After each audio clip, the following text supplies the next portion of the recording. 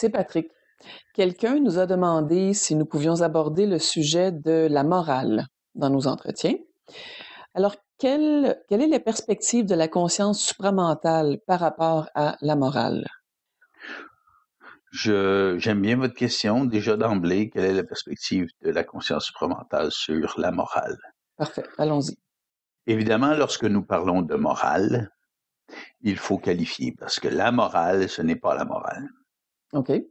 C'est-à-dire que la morale, si on va par exemple en Afghanistan, ce n'est pas la même qu'ici. Mhm. Donc, dans certains pays, une femme se fait violer, on la lapide à mort. Mhm. Mhm. Bon, c'est caricatural ce que je dis, mais ça illustre quand même la réalité du fait que la morale d'un peuple n'est pas la morale d'un autre peuple. Mhm. D'accord. Pour la plupart des gens qui écoutent ceci, on parlera de la morale chrétienne. OK. Donc, bon, ceci comprend plusieurs termes moraux, de ne pas mentir, de ne pas tromper, de ne pas voler, de ne pas violenter. Bon, un peu tout ceci, de ne pas tromper ou faire mal aux autres, leur voler ou bon. Mhm.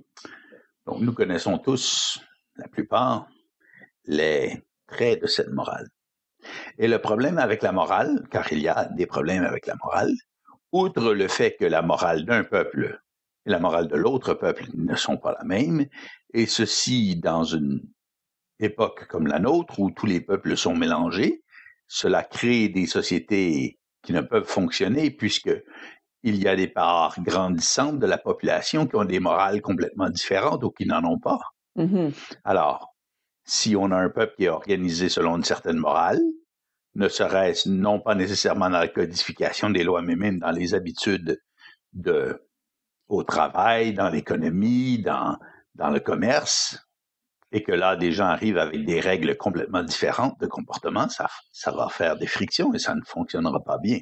Mhm. Bon, ceci, c'est un problème, mais ce n'est pas le problème qui nous préoccupe. Mhm. C'est un problème social, ceci. Donc, c'est un problème social et politique. Mhm. Ça ne concerne pas la conscience.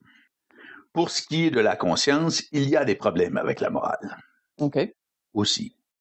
Le problème avec la morale pour l'être qui s'éveille à la conscience, ce n'est pas que la morale n'est pas bonne en soi, ou la morale chrétienne, pour respécifier, Mhm. mais c'est que la morale n'exige pas de conscience. OK. On dit ne vole pas, Mhm. ne fais pas mal, ne tue pas, ne trompe pas, ne ment pas. Mhm. Voilà. Mais effectivement, si tous les gens se comportent d'une manière similaire à ceci ou qui ressemblent à ceci ou tout à fait comme ceci dans un peuple, dans une nation, on aura une nation qui va bien fonctionner selon ses règles. Mais la morale n'exige pas de conscience. Donc, il y a une rigidité dans la morale qui étouffe l'esprit, OK. car l'esprit est fluide. Mm. L'esprit est très fluide. Et le carcan de la morale l'étouffe, empêche sa liberté. Donc, un être conscient, c'est un être libre. Et un être libre n'a pas de morale. Mhm. Mais un être libre est libre parce qu'il est conscient. Et il n'a pas de morale parce qu'il a de la conscience, pas parce que c'est un être immoral. Mhm. Donc, Mhm. il faut le savoir, il faut le comprendre, il faut le réaliser. Donc, la morale chrétienne est très civilisatrice. Mhm. Donc, si on regarde, si on veut, les règles de base de cette morale, ben, elle promeut énormément l'harmonie entre les gens. OK. De ne pas se voler, de ne pas se mentir, de ne pas se tuer mutuellement. Bon, s'il y a des peuples où la morale n'est pas comme ça, mais alors à ce moment-là, on aura des meurtres dans la rue, bon, Mhm. et on dira, mais c'est comme ça. Bon, je crois qu'il y a des endroits comme ça dans le monde, mais bon, je ne vais pas qualifier. Nous devons revenir donc au fait que la morale est tout à fait limitée et limitatrice pour la conscience. Elle étouffe l'esprit. Et donc, ce qu'il faut réaliser, c'est que l'esprit ou la conscience de l'être qui s'élève en esprit dépasse les limites de la morale. Il les transcende. Et donc, je vais donner un exemple. OK. Un exemple d'un être conscient. Donc, je vais poser une question. Je vais donc présenter le point avec une introduction. Est-ce qu'il est intelligent pour un être conscient de se subjuguer à l'inconscience des autres? Donc, de mettre l'inconscience des autres au-dessus de sa conscience. Mm-hmm. Si vous me posez la question, je dirais que non. Effectivement, ce n'est pas intelligent. Donc, un être conscient ne peut pas, si on veut, valser autour des exigences de l'inconscience des autres. OK. Il ne peut pas faire ceci. Parce que s'il fait ceci, il dit « Votre inconscience est plus grande et plus importante et a une plus grande valeur que ma conscience. » Donc, il nie sa propre conscience s'il fait ceci. OK. S'il modifie son comportement en fonction de l'inconscience des autres. OK. Un être conscient ne peut pas faire ceci. Car il peut, techniquement, il le peut, mais étant conscient, il réalise que c'est de l'automutilation psychique. OK. C'est-à-dire qu'il, disant que sa conscience est sans valeur, ou qu'elle a moins de valeur que l'inconscience des autres, ben, il se sabote lui-même. Donc, un être conscient ne peut pas se saboter lui-même. C'est de l'inconscience qui fait ceci. Donc, si un être commence à avoir de la conscience, il commence à réaliser qu'il ne peut pas modifier son comportement conscient en fonction de l'inconscience des autres. OK. Parce qu'il se sabote s'il fait ceci. Mm-hmm. Donc, si par exemple on dit « soyez poli, soyez gentil » dans la morale, et que cette personne consciente, une personne consciente, c'est une personne qui ne veut faire de mal à personne, mais par contre, il ne peut pas modifier son comportement en fonction de l'inconscience des autres, en aucune manière. Donc, si, par exemple, il entre dans une boutique et les gens se tiennent entre les allées et bloquent tout, et cette personne-là va devoir dire, par exemple, « Attention, je passe » et passer. Et si les personnes sont dans le chemin, ben, elles vont se faire tasser un peu. OK. Donc, ça crée un choc psychologique à ces gens. Oui. Parce que lorsque vous dites que la personne consciente ne doit pas se subjuguer à l'inconscience des autres, c'est ça. Je comprends ceci, mais ce faisant, est-ce qu'il n'en résultera pas continuellement des chocs avec les autres autour de soi, des chocs sociaux? Oui, ça se peut très bien, oui. C'est probable même. OK. Difficile à vivre? Ça dépend pour qui. Pour ceux qui reçoivent les chocs, oui. OK. Bon, mais si cette personne consciente s'arrête et demande la permission aux êtres inconscients pour passer, il se rabaisse en dessous d'eux. Donc, il rabaisse sa conscience en dessous de l'inconscience. OK. Il se sabote. Parce que l'implicite de son geste, qui est très puissant, c'est de dire, ben, je n'ai pas le droit de passer si les êtres par inconscience bloquent le chemin. OK. Alors que c'est faux, il a le droit de passer. Il a pleinement le droit de passer. Pas parce qu'il est meilleur que les autres, mais parce que tout le monde a le droit de passer. Et personne n'a le droit d'empêcher les autres de passer. Ben non. Mais on fait pas exprès, c'est juste qu'on vous a pas vu, blablabla.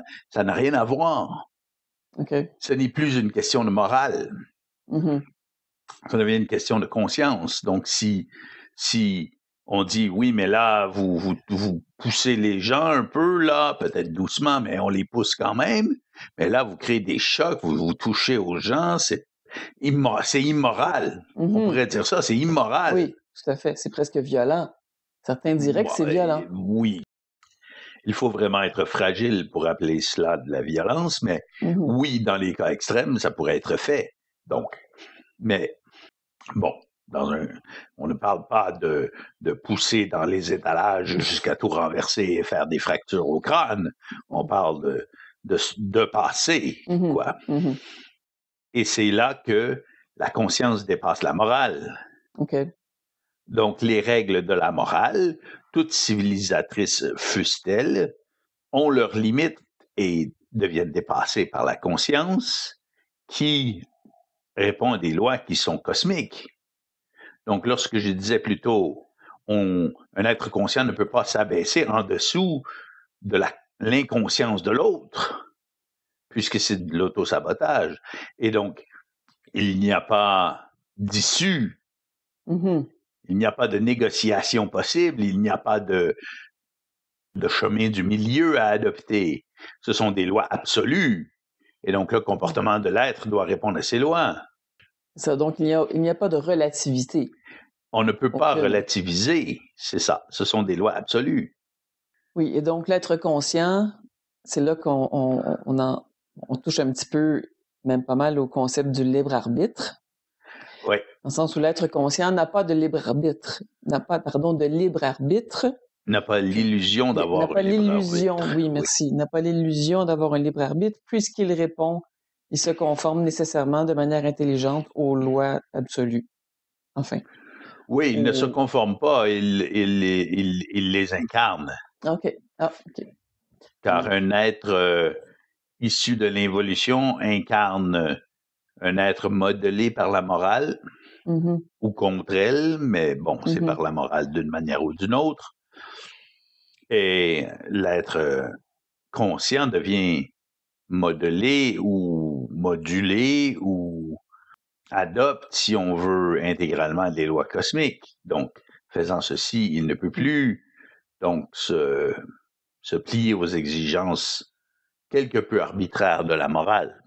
Lorsque je dis quelque peu arbitraire, je veux dire qu'elle ne repose pas sur des lois d'absolu, elle repose sur des traditions et sont très bonnes, souvent ces traditions, du moins si on regarde les traditions chrétiennes, c'est très bien. Mais elles ont leurs limites. Si, par exemple, on dit « Ah, je suis chrétien, je donne aux pauvres. » Et donc, vous donnez aux pauvres sur le coin de la rue, il se retourne, il va voir son dealer, il s'injecte de l'héroïne avec du fentanyl et il meurt. Donc, qu'est-ce que vous avez fait une bonne action, croyez-vous? Donc, dans l'inconscience morale, mais on donne de l'argent aux pauvres, il va faire avec ce qu'il va faire avec. Ce n'est pas de mon problème. Dans la conscience, on ne fait pas la charité non plus. On arrête de faire la charité parce que souvent, ça nuit à l'être. Être conscient, c'est savoir que, par exemple, ce qu'on vit, nous le créons pour s'éduquer soi-même au sujet de comment ceci fonctionne. Donc, si un être est dans un état sans abri, par exemple, un état d'indigence avancée, mais il crée cette expérience pour s'enseigner quelque chose. Donc, on ne va pas lui ôter son expérience. Pourquoi lui ôterait-on son expérience? Oui, à ce moment-là. C'est cruel. Donc, dans la conscience, c'est cruel. Oui, et ça, c'est quelque chose qui va vraiment carrément à l'encontre de ce qu'on appelle, disons, les valeurs chrétiennes de générosité, d'entraide, de compassion. Oui. Donc, la morale en prend pour son rhume.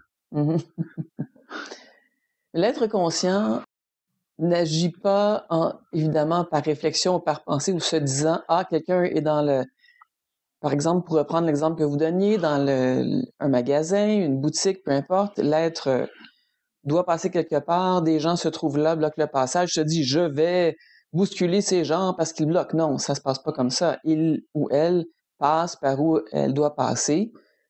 Elle agit, comme vous dites, elle incarne cet absolu. Oui, voilà. Et voilà, le choc que les autres ressentent ou non, ça leur appartient. Ça leur appartient, exactement. Donc, on n'a pas un être conscient qui vit ceci, il ne vit rien, il passe. Ce n'est pas par attitude, évidemment. Ce n'est pas par attitude, ce n'est pas par pensée non plus, parce qu'être conscient, c'est ne plus penser. Si on pense toujours, dans la mesure où on pense, on n'est pas conscient. Parce que la première prise de conscience qui soit réelle, c'est de réaliser que les pensées ne sont pas de soi. Donc, le « je pense » devient falsifié. Il a toujours été falsifié, mais il devient réalisé dans l'être comme étant faux. Et ceci, c'est la première prise de conscience. on n'est pas conscient sans savoir ceci, on n'a pas de conscience sans savoir ceci.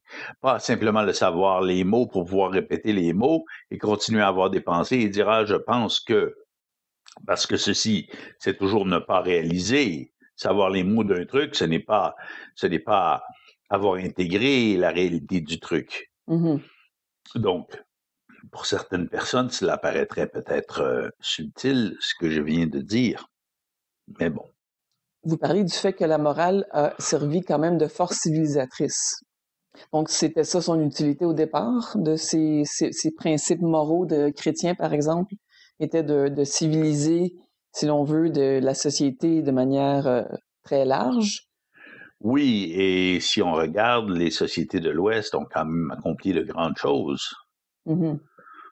Et si on avance un peu plus là-dedans, ben on peut voir que des peuples où les gens ne se nuisent pas mutuellement sont plus libres de poursuivre les avancées Mhm. dans quelque domaine que ce soit, lorsqu'ils n'ont pas un ennemi avec une machette qui cogne à la porte ou qui défonce la porte Mhm. à coups de massue pour venir le couper en morceaux. Bon, dans des Mhm. conditions comme ça, on n'aurait pas d'avancement. On aurait du conflit, de la guerre, du sang, mais pas d'avancement comme tel, ou très, très peu. Mais dans le contexte qui caractérise nos civilisations, mais ce sont ces valeurs-là qui ont permis, donc, Mhm. toutes les grandes réussites que nos civilisations ont accomplies. Bon, évidemment, il y a des forces qui œuvrent à l'encontre de ces bonnes choses ou de ces grandes choses que nos civilisations de l'Ouest ont accomplies, mais ça, c'est une autre affaire. C'est justement l'immoral. Oui, et justement, donc, une personne qui est en éveil de conscience, comme vous disiez plus tôt, bon, peut avoir beaucoup de questionnements, évidemment, par rapport à cette moralité ou à ces valeurs traditionnelles et son éveil. Comment elle peut aborder ceci là? Comme c'est un peu se tenir sur un fil de fer entre est-ce que je continue à obéir entre guillemets ou à me conformer aux valeurs, à la moralité traditionnelle de ma société, alors que je découvre justement cette conscience qui grandit en moi et qui me dit que c'est trop rigide ces histoires de moralité. Oui, mais on ne se le fait pas dire. On le sait et on agit ainsi. Donc, lorsque je dis on sait, Mhm. je ne veux pas dire on connaît les mots de la chose. Mhm. Savoir une chose, c'est vraiment intégrer et incarner la chose. Donc, lorsque la conscience naît et qu'on réalise, par exemple, certaines des lois d'absolu, mais au début, on peut être hésitant à vivre de cette façon. Mhm. Mais de plus en plus, ça va pousser, et on va dire oui, on va subitement se mettre à se comporter de la manière indiquée par ces lois ou par Mhm. cette conscience. OK. Donc, au tout début, peut-être qu'on va hésiter, on va dire oui, mais c'est pas poli faire ça. Je dois demander, attendre que les gens aient fini de dire des balivernes pour pouvoir passer. Mhm. Mais À ce moment-là, c'est qu'on n'a pas complètement intégré. voilà, c'est qu'on commence à conscientiser la chose et on regarde la chose, on observe et on tente de comprendre de quoi il s'agit. Un Mhm. jour, lorsqu'on a intégré, on agit, c'est tout. Mhm. Oui, entre-temps, on peut quand même faire un bon bout de chemin en observant ce qui se passe dans ces situations-là et en observant que peut-être justement on se subjugue à l'inconscience Oui, et voir ce que ça nous fait, l'impact que ça a en nous, l'impact que ça a bon, chez les autres, ça leur appartient, mais surtout ce que ça a en nous. Ça peut nous éclairer beaucoup sur où on en est et ce qu'on a à faire. oui, c'est un processus continuel. Donc, c'est comme vous dites, au début, on hésite, on dit, mais voyons, Mhm. pourquoi j'ai cette pulsion de continuer à avancer lorsqu'il y a des gens devant moi, c'est étrange. Mhm. Et on se questionne, on regarde, on pose des questions et on essaie de voir ce qui se passe. Et un jour, on voit. Parce que Oui. si un être est en progression de conscience, son esprit travaille continuellement à lui montrer. Mhm. Mhm. Peut-être dernière question. Par rapport d'un point de vue social ou sociétal, si je prends le Québec, on pourrait parler d'autres sociétés comme la France, parce que beaucoup de gens de la France aussi écoutent nos entretiens. Mais la France a son propre parcours. Je connais mieux le Québec. Alors, parlant du peuple québécois et de son histoire particulière avec les valeurs morales, qu'en est-il d'une société comme la nôtre qui a un peu rejeté les repères traditionnels et qui se retrouve un petit peu à la croisée des chemins, là? La plupart des gens sont sans repères. Ça veut dire quoi pour... Oui, c'est une très bonne chose. Collectivement, l'évolution de l'humain est un peu obligée de fonctionner comme ceci. C'est-à-dire des grands mouvements de peuple, par exemple, de mettre la religion dehors et de se mettre à forniquer comme des lapins. Et pourquoi on fait ceci? Mais on va dire, mais voyons, il y a les maladies, il y a toutes sortes de problèmes d'avoir des enfants on ne sait pas c'est qui le père, bon, peu importe. Et oui, il y a des problèmes, mais ce qui se produit, c'est la destruction des repères collectifs pour l'émergence des repères individuels. Donc, entre-temps, il n'y a pas de repères. Et nous avons des générations qui sont sans repères. Donc, c'est effectivement très difficile, c'est problématique dans le sens où ça crée des générations entières qui ont des comportements qui semblent complètement irrationnels ou déjantés même et destructeurs. Mais à terme, à moyen ou long terme, mais l'émergence de la conscience, donc de repères individuels, comme je disais, qui ne peuvent relever que de la conscience, est favorisée par le départ de ces anciens repères collectifs. Donc, ça favorise l'émergence de la conscience. OK. Ben, merci. Concluons là-dessus. Nous espérons que vous avez apprécié cet entretien entre C. Patrick et DJ Solar. Visitez notre site web à révolutiondesprit.com pour en savoir plus sur notre outil Science, la révolution de l'esprit et pour découvrir d'autres entretiens audio disponibles seulement dans notre boutique en ligne. Pour tout autre renseignement, consultez les liens se trouvant dans la description sous la vidéo. Merci.